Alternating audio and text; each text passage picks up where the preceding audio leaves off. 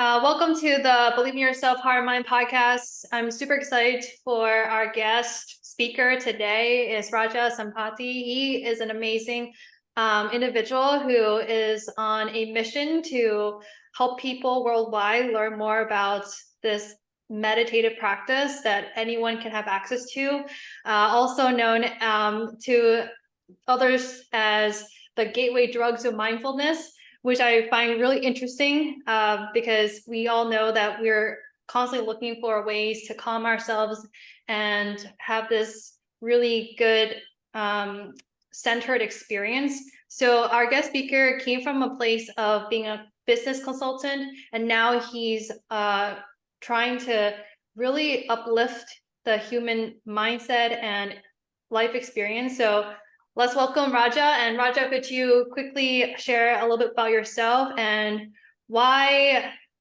the gateway drug to mindfulness?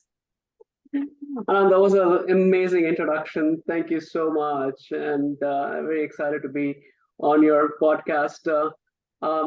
Like you said, yeah, I used to be a management consultant for about 15 years post business school. So it was like this nice poster child of employment for an Indian immigrant, right? So getting into Deloitte and kind of moving from there.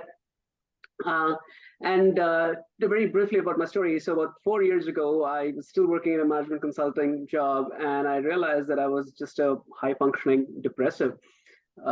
And I went to my first meditation retreat. It's a silent meditation called Vipassana. It's a 10-day silent meditation. I'd never meditated ever in my life before. And I was like, all right, let's do this. So I get there, and it was like one of the best, worst experiences of my life. I thought, I was gonna be dead. It was very, very challenging. I came back. I wouldn't say immediately a changed man because it took a lot of time for it to integrate. But in typical Raja fashion, I went back again in 6 months to another 10-day Vipassana, followed by ayahuasca, which is the plant medicine, which also I owe a lot of, a lot of thanks to. And the ayahuasca was even more challenging in terms of, that was actually felt like dying multiple times. And I tell people, I don't wish you my near-death experiences. I wish you my wisdom. I don't wish you any of my suffering. And post that pandemic hit, I am working a lot, but also I'm able to do a lot more of meditation and spirituality as a single guy with no dog, nothing, just work. And in between this pandemic, I realized that, oh my God, this world seems to be crumbling around me, but I am having a fairly good life. And then I realized it was because of my practices that were directly influencing how I was leading my life and how I was bringing it also to my work in a way. And during the pandemic is when I started teaching meditation in my company, Zoom, weekly meditation. And that eventually led to this inner voice, divine voice, saying that what I'm doing in terms of bringing meditation to a larger mindfulness to a larger community has to scale. Sorry for the consultant language, and that gave birth to Calm Corporate, and here we are with my mission to make mindfulness fun, joy, and accessible to all. So, yeah, that's such a great story. The background of having gone through your struggles, but always wishing the best for other people, and then focusing that to what you know best in terms of the corporate world and what people really need. And when you open in conversation around this talk of meditative practice and actually the people who knew you before to the people who know you now, what kind of impression do people have about you now that they didn't know about before?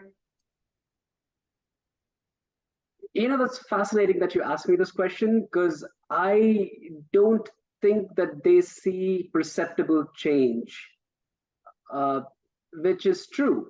And I'm glad it is that way, because one thing that meditations made me, and I'll tell you here also in a second why it's called the gateway drug to mindfulness, is that I've always been, of course, I've had my own demons and internal issues to struggle with, but I've always been, very jolly to be around and very fun to be around. And what meditation did for me is it just amplified all those things while healing me internally with whatever. I mean, healing is a continuous process. I'm going through it with whatever is happening. And I don't know if this we as human beings can perhaps detect more joy, but I've kind of kept a same group of friends as before. I've had to get rid of them, some of them, which is also very good. But I think for me, what I'm doing in terms of say having a beer with my friend or going out to lunch or whatever activity I'm doing with my friends or family, I've been able to bring more presence and joy into it. And that's why I say calm corporate joyful mindfulness. It's because, and that's the joy that I want to share and give. And the reason it's the gateway drug is with me being a part of the corporate world, and obviously I was fortunate enough to do my extended retreats of ayahuasca and vipassana, but it's not feasible for most people with families, work, and whatever they have going in life.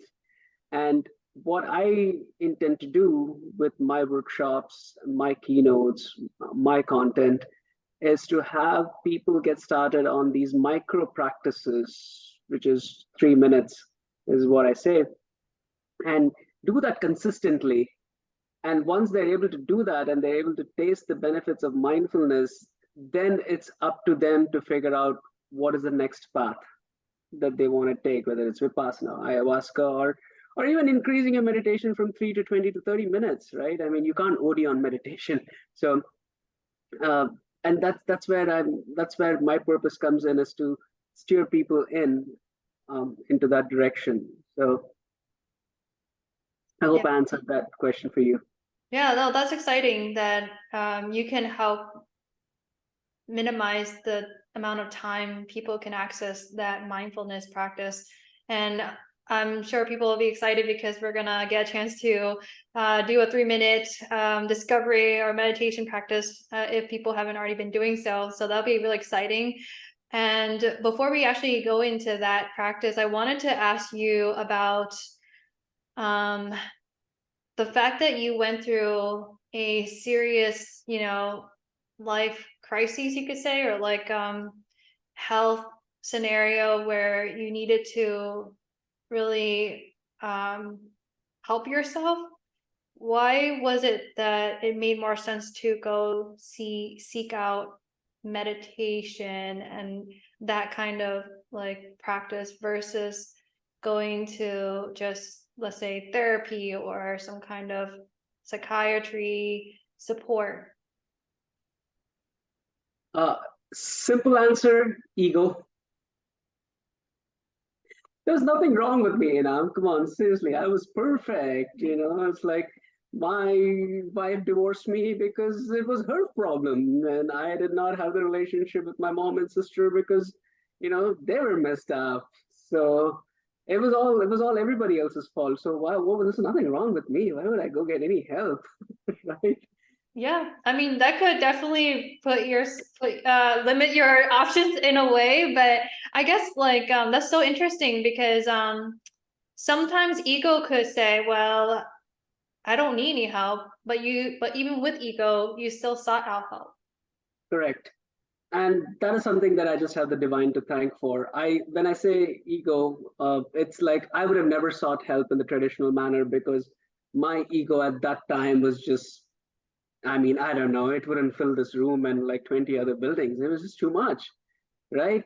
And if it was for me, it was my destiny to fall into the deep end and have these near death experiences. I'm glad I did, because otherwise I would have rejected traditional therapy outright. I'm a great believer in traditional therapy, right? To a certain extent, because I really think that people need, again, this is the gateway drug, right? You start it and then you're like, oh my God, my progress is stalled. What is next? That's when the jump start of these retreats like Vipassana and ayahuasca come in. So please, I think, it's not something to say that ignore traditional therapy. Please do it. There is great value in it. And if you're resisting in doing it, learn from me. I think your ego is not going to help anyone, especially you. So, and I think mine was just happenstance that I entered meditation, and a very, very strict, severe one to start with. And I think that's something that I needed. I would not take it back. Wow. Okay. So I was thinking to myself that, sometimes our culture tells us what's good, um, and what's not safe to do to try, right? So like even with some Asian, like East Asian, like in my case, Vietnamese background, um, we may want to go for more um I guess like natural based remedy, anything that you can find in your culture that works, right? Yeah, And a little less of let's go to the doctor and ask them for medical science yeah. facts, information. So sometimes that could be also a factor if that was what you were raised with. But were there any members in your family or anywhere else that maybe you've kind of were inspired to learn more about meditation from? No, not my immediate family. So I think my mission is also like spreading this, movement in my family. So my mom is a committed meditator, Vipassana, and my sister also started dabbling. Sister and brother-in-law started dabbling into some meditation. So this is like one of those things. This is the zombie. Once it's bitten, we want to go ahead and start affecting others. But it's funny that you ask. But it's yeah, contrary to like all like the Indian image of people trying to be more spiritual. No, that was not the case with my family. And I think that's the case with most Indian families. There's a lot of religion, and I'm sure that there's this community aspect involved with it that brings down stress and this thing. But spirituality in general, at least in my experience, even though we are, quote unquote, the birthplace of it, um, it really did not percolate in my family. So Wow. so I Okay. No, you were saying, is there anything else you oh, so wanted? I had to come to America to discover Indian spirituality. Wow. That's very interesting. Yeah.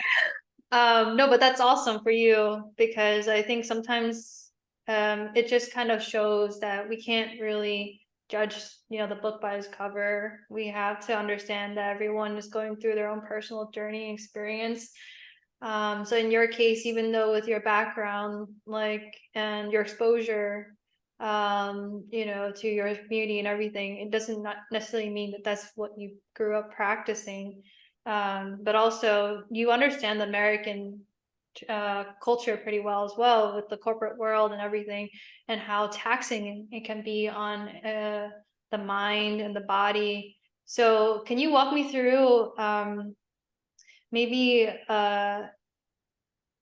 a day's experience of how you would go about helping to either clear your mind or get yourself ready? I think I can.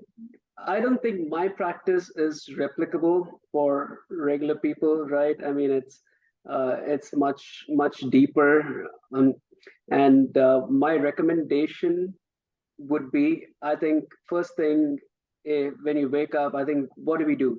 Tell me, what is the first thing most people do when they wake up? They either hit their alarm or try to stay in bed. Right after that, check their Get phone. yeah, check your phone, get ready, check your messages. Exactly.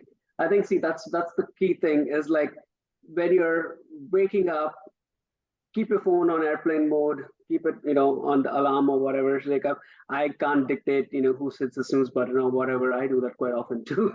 So, but I at least try not to check my phone for any electronic stuff for the first hour or two. So I wake up, I usually try to get some sort of a workout in, whether it's yoga or some sort of weight training. And I usually meditate in the afternoons just because of the way my schedule is.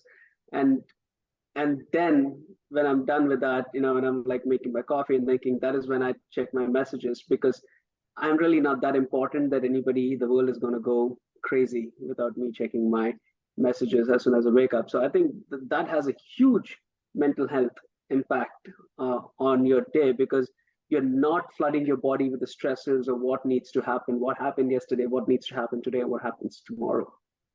So I think that is that. And then throughout the day, this is again, there's so many things about morning routines that people can talk about, but my simple suggestion is please divorce your phone at least for a good hour or two after you wake up. Respect yourself, honor yourself, do things, whether it is the first 30 minutes or 1 hour, whether it's meditation, workout, journaling, walking without a phone, or just walking with like a podcast on, or not checking messages, huge. Secondly, the right thing I would recommend is to try to take these micro breaks, right? So I'm a huge advocate of micro mindfulness. I have a guide out there. I can send you the link, which people can download for free, on how they can use 3 minutes a day, whether it's a gratitude practice or a meditation, or from the world of Bollywood, dancing without any abandon, how those can actually help meaningfully. So you're slowing down multiple parts of your day in order to accelerate in different parts of the day. It's crazy how it works, but it does. And I think uh, winding down, I do some sort of a meditative practice. It's more around the gratitude for the day and intention setting for the next day. And I think that might get a little more advanced. And you can add that later to this. But throughout the day, first hour or two, no phone, Anam time, Raja time, me time, right? And then micro mindfulness throughout the day. And then if you want to do more deeper meditation, 12 minutes to 30 minutes, I think again, there's not enough of meditation that you can get. So I'd highly recommend that. And carve time for it. Put it on your schedule. If it's not scheduled, it doesn't happen. Yeah. Cool. Do you want to? I can hear you. Go ahead. Oh. Okay, yeah, no, I heard like echoing. Okay, I was just gonna say that what you were basically describing was creating actual boundaries for yourself, that uphold your values, what you care about, limiting the number of choices you make so you don't overwhelm yourself throughout the day, and focusing on what you want to achieve and then completing that. The other thing I'm also hearing is this could work for people who are also in relationships, where they also need to learn how to put themselves first in a way in order for them to be able to do more for their family or others around them. Because if you haven't been energized and you haven't put yourself ahead, in the day and like thinking about what you want, then before you know it, you're already feeling very worn out, and it's like the years have gone, and it's like you're not really living out your dreams to the fullest in a sense. And I think what you're describing helps to kind of establish that fact that you can create that time. And meditation is just, I think in my mind, another way of saying like create that time for yourself, a breathing room to just learn who you are and think about what you want in your life. So maybe if you can walk me through a bit of what meditation means to you, and around the idea of purpose and your why. Right. So I think there are actually different kinds of meditation, and that is true, even in the Eastern philosophy.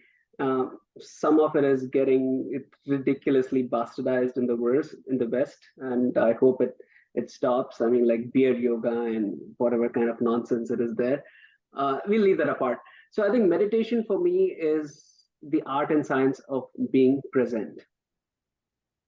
And the meditation that I teach in my workshops is a breath-based meditation called Anapana. It's a Buddhist codified technique.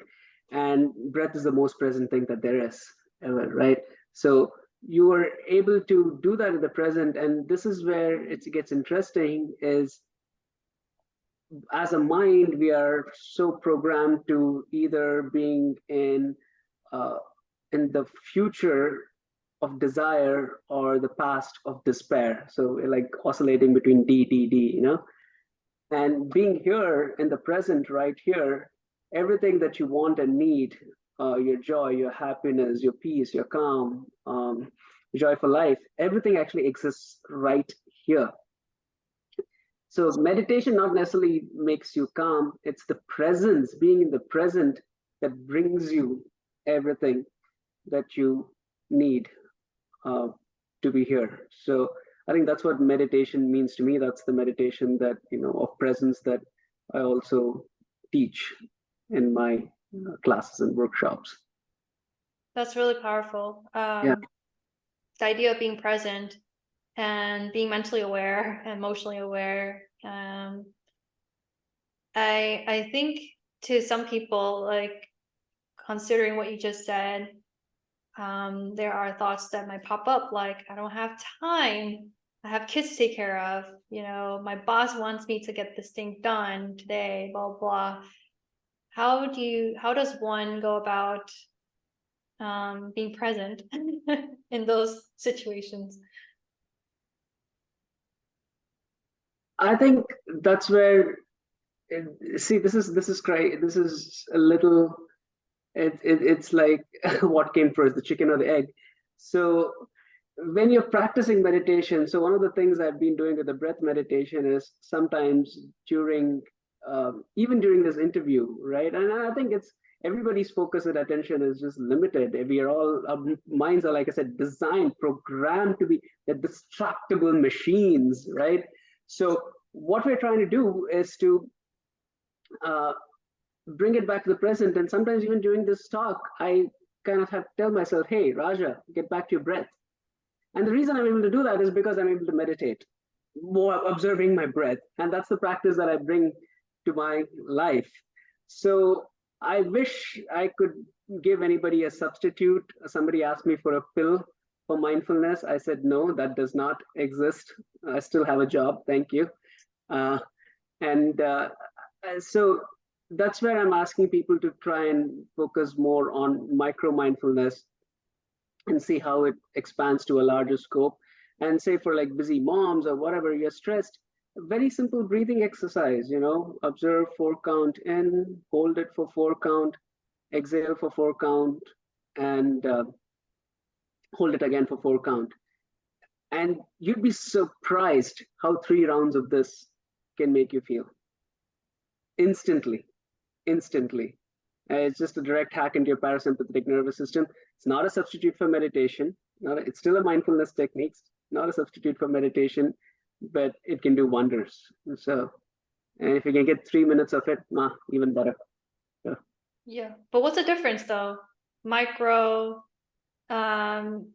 like moments to refocus yourself and breathing, and then meditation. You said it's not meditation. So what is the main difference here? I think the difference is between micro mindfulness sessions and these mindfulness sessions, right? Obviously, like the science is around 12 minutes a day for, I don't know, you can go to 8 weeks to 10 weeks or whatever, is that you start seeing these sustained benefits of mindfulness. That's the current science. The science around micro mindfulness is experience based because there haven't been any studies done so far. I mean, the first paper on meditation was published in 2004. That's like we're like babies in terms of like the kind of research that is happening around mindfulness, although it is ripping exponentially. God bless it.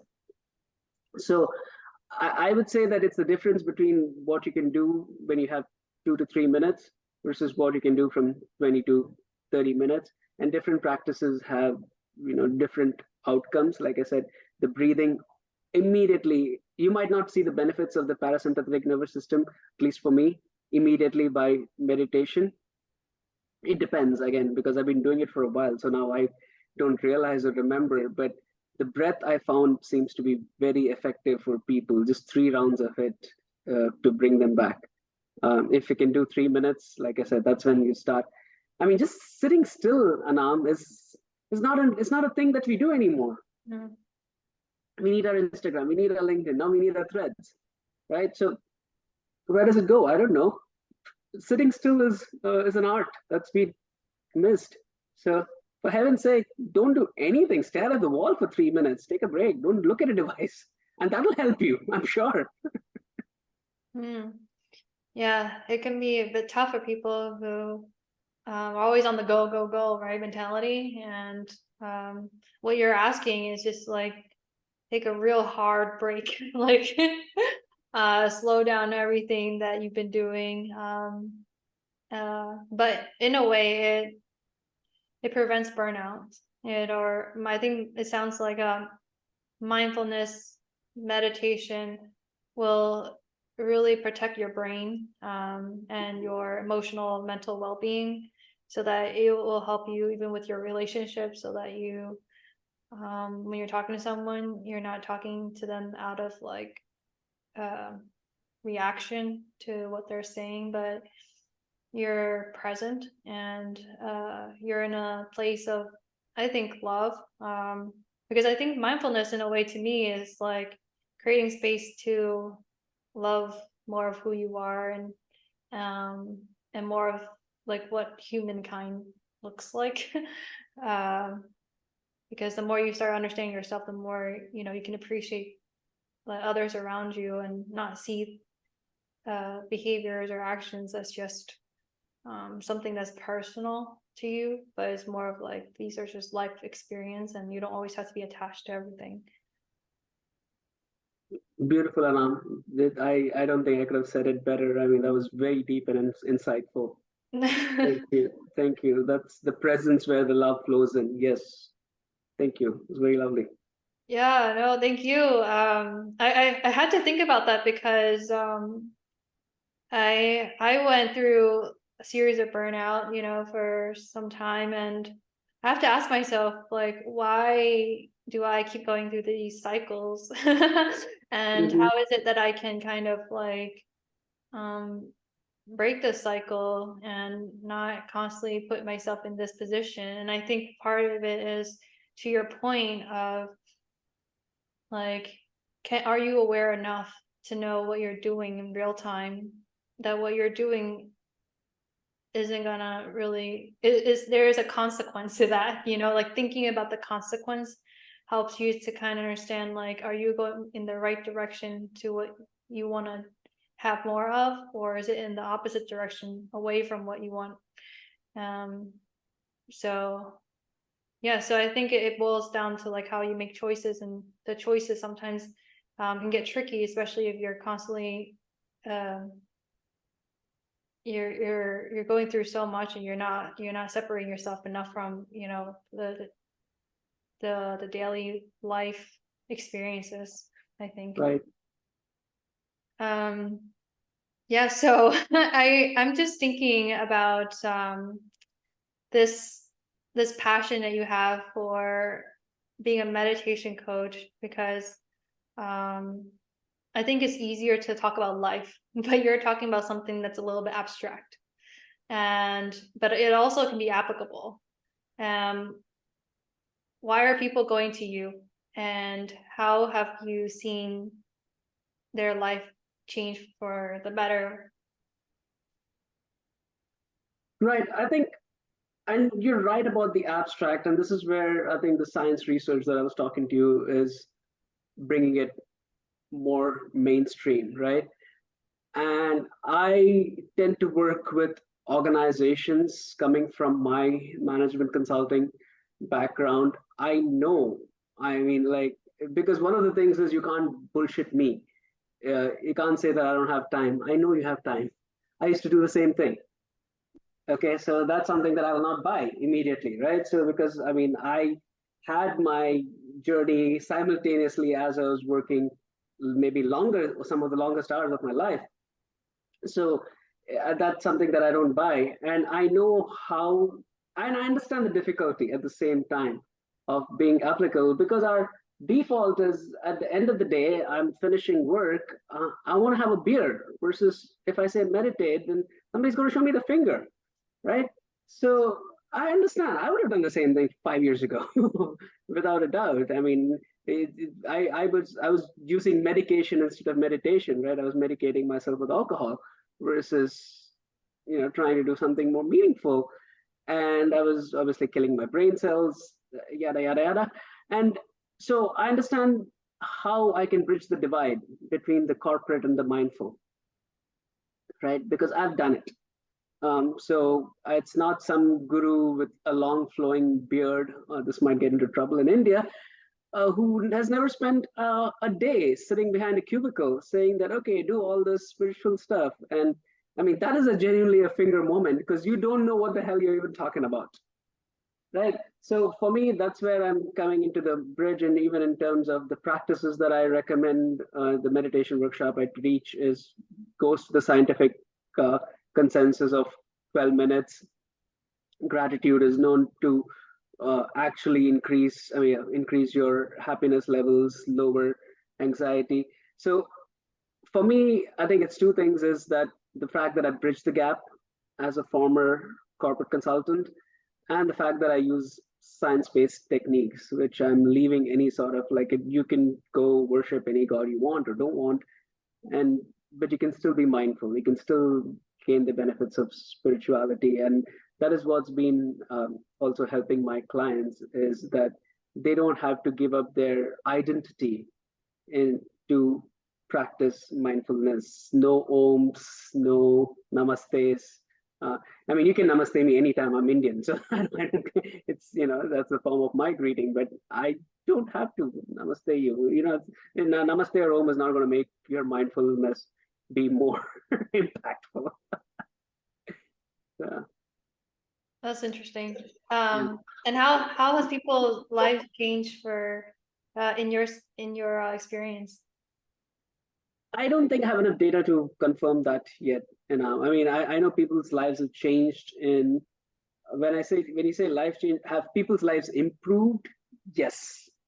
Changed, I don't know. That's a huge term, right? And I think it's like it's basically I'm the lifeline that's being thrown to somebody who's drowning, right? And what is happening afterwards is now that you've got your life back, now that you have some semblance of reality, and now you can breathe some. I think that is a calm corporate hasn't been around long enough to measure that quantitatively to give you a answer. So Hmm. what I'm Yeah, doing is what I'm doing impactful? Yes, 100%. It brings me a lot of joy. It brings my clients a lot of joy. But what are the long-term effects of my this thing? I mean, of course, it's super long-term effects of mindfulness, but I wouldn't be able to tell you exactly what's happening with Calm Corporate for now. yeah, that makes sense. Yeah. Sometimes it just I think sometimes people also need to go through that journey and evaluate for themselves before they can share that with you. But in the Mhm. moment, I'm sure it has helped them make some progress, either, um, with the attitude about life or relationships and, with themselves or others. So, um, yeah, I, at this time, I wanted to just go through uh, just one of the things I was thinking about was when we talked about culturally, I think you met people, I don't remember exactly which kind of individuals, but you said sometimes they would do the sigh and like the breathing sigh, like like something like Yeah, that. And yeah, yeah. I find it interesting because it's not just cultural, but it can also be within um like if you're around like athletes or I don't know, or maybe you just grew up like knowing to recognize that it helps you to calm down when you like expel air. What are your thoughts around that? Because I thought it was so interesting. Did you have any stories that you wanted to share around that? Yeah, I mean, oh gosh, it's a super favorite practice of mine. So I don't know if it's a very South Asian thing or a South Indian thing. It's definitely a Sampati family thing that I'll tell you, an extended family. So I just noticed it, like I said, multiple times, and then more so during my journey for the last few years, is that we have these sighs. We go like, it's like or sometimes it comes with like very South Indian of me is like they'll go haba, it's like just relief, and you do that multiple times a day, and that is a feeling of just this happiness and completeness and contentment, which is way different than, Anam, you won a $10 million lottery. It's not like, yeah, it's like, and that's where I'm trying to encourage people to try and find those multiple size every day. And I'm sure there's no scientific research around it, but it works for centuries, I'm sure, as everything in India is this.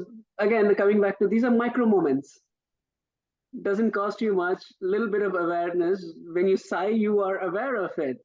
And you're like, oh gosh, I just released something. I feel so good. Just because of that one simple sigh, at the end of meetings. And I used to do that in meetings too. Like, and obviously with the more Western audience, people are like, somebody would take offense. I'm like, are you just like happy that the meeting was over? I'm like, no, that's the way I breathe. Yeah, I think Yeah. yeah, exactly. I was kind of thinking that like culturally it's gonna be different because I know that even in America, uh, it may be it may appear as like you giving an attitude or like having some other thoughts that is in disagreement to whatever's going on. So it's like the idea of are you sighing? Like are you giving a big sigh or like are you frustrated? Like what I mean? Like, it's more of a negative connotation, but like here it's the sigh is like a happiness, joy. So interesting, right? It's very different. And I think more people kind of stop judging and allow sighs to be a form of expression, perhaps. Yeah. We would have more people learning about themselves and not not necessarily having other people dictate what they're actually experiencing or feeling. Right. Yeah, that's kind of what I'm like big on the idea of self-expression to a certain extent, because I think it's important for everyone to know what they're capable of, and you can't do that if there's always someone telling you no, like all the time. Exactly. Exactly. We can be very coy in our boardrooms and our meeting rooms and stuff like that, and that's not the way the humans are designed for. So, mm. The idea of incorporating micro moments of mindfulness throughout the day is super powerful. So could you help us walk through a, a session of what that would look like? If I could be your client, how would you kind of help me think about meditation, let's say in 3 minutes? 100%. Thank you. So we're going to do um, a guided meditation. It doesn't have to be guided for this our session. We will do guided, and I'll give you instructions as we are in the meditation, Anam. But this is what I simply want you to do. Uh, I don't want you to A, overthink, and B, just focus on your breath, natural breath going in and out. Okay? And I'll start the timer and take a comfortable seat if possible for you, whatever is accessible for you. And close your eyes. Let me know when ready. I'll start the timer here. All right, ready? Ready? All right, perfect.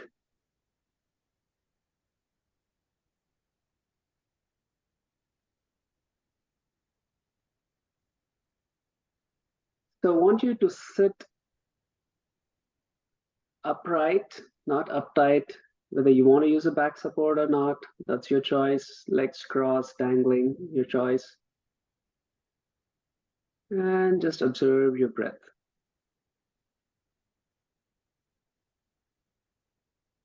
Breath is coming in, breath is going out.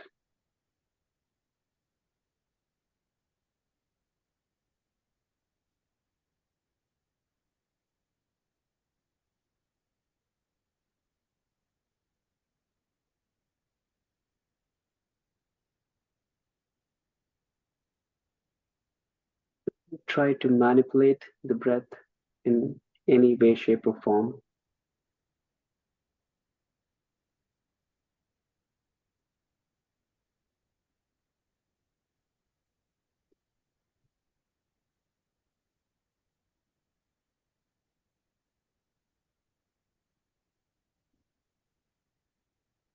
Not a breathing exercise. In, out.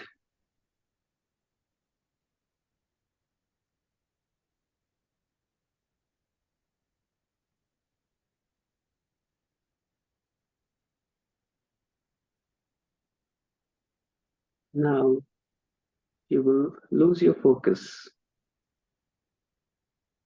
multiple times.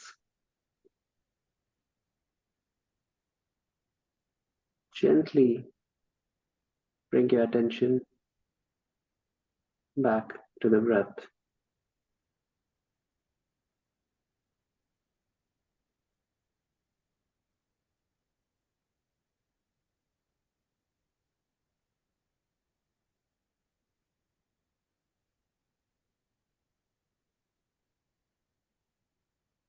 If your mind is very, very agitated,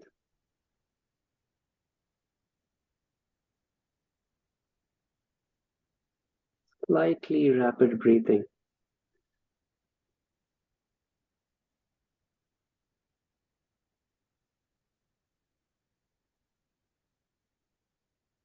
That only you can hear. When the mind calms down,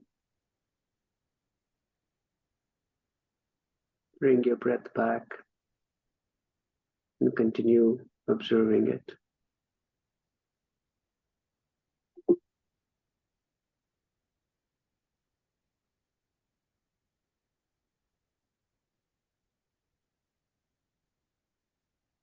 Open your eyes when you're ready.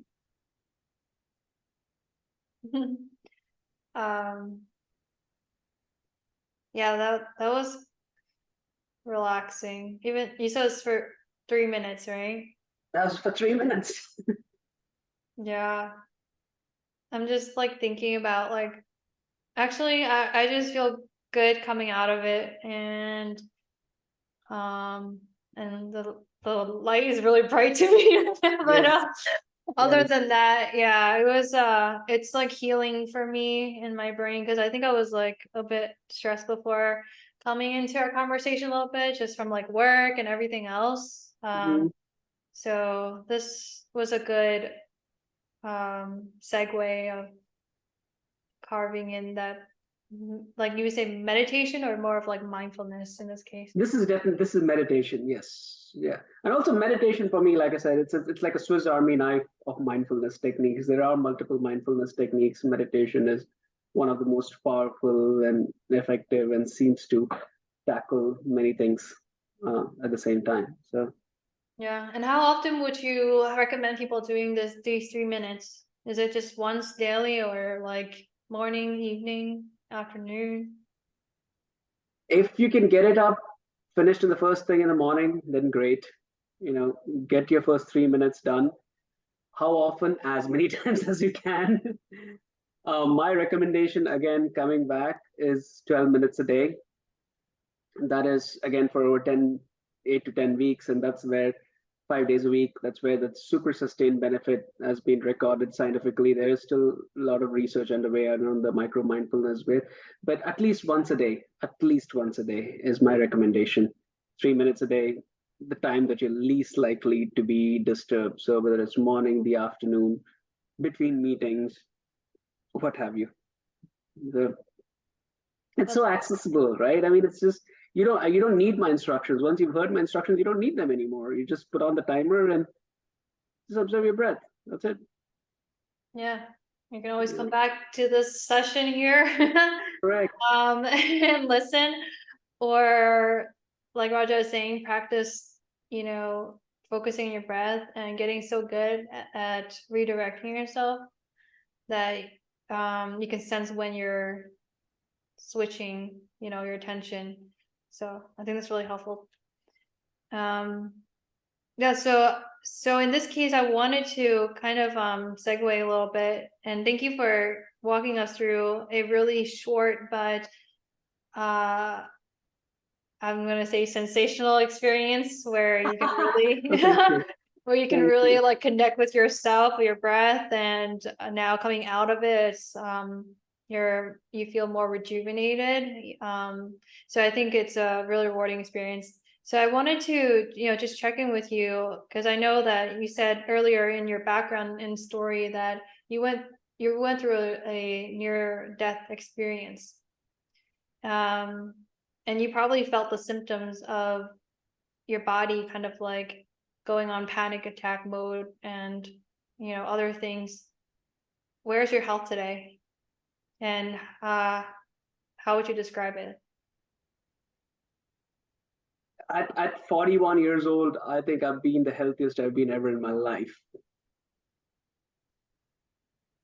And how do you know? It's a feeling. It's a feel. I mean, I have biomarkers too. I get tests done, but that's irrelevant. It's not something that everybody has access to.